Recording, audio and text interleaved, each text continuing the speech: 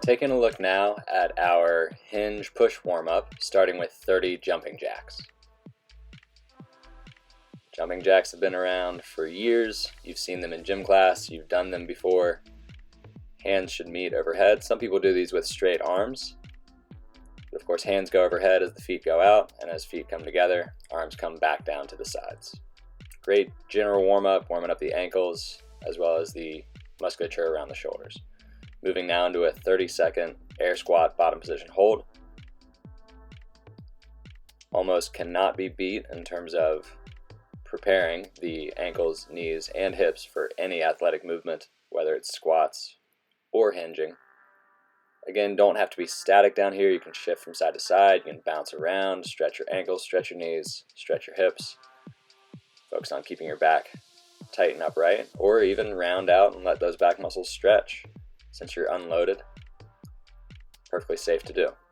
From there, 10 Hindu squat tapas stretch, so sitting in to the knees, letting the heels rise, balancing on the toes.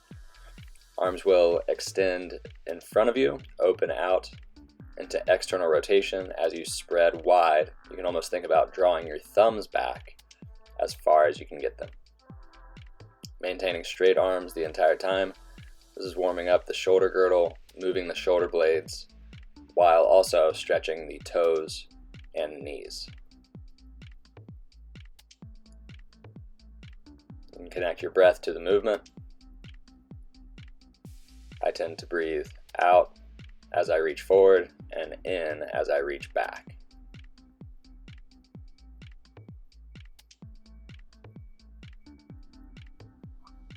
Ten repetitions of the Tapas stretch, coming then to the floor for 10 push-up to down dog.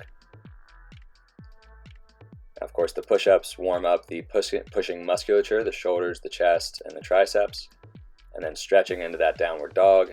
You can focus on stretching the upper back and shoulders in the overhead position, keeping the heels drawing towards the ground to stretch the calves and the hamstrings.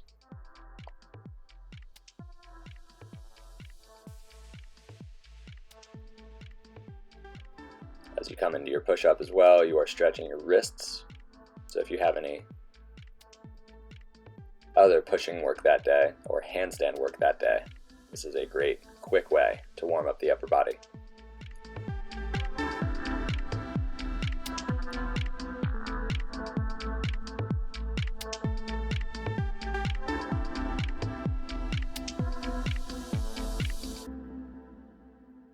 And for our last movement, 10 alternating single hand kettlebell deadlifts, centering the kettlebell right between the feet.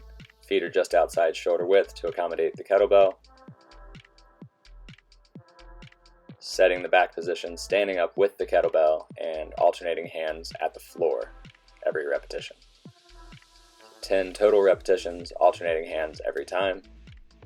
And remember, there is no rush here. You can start to connect your breath to the movement, breathing in, bracing before picking up the kettlebell, potentially breathing out at the top, but then in again anytime you are moving under load.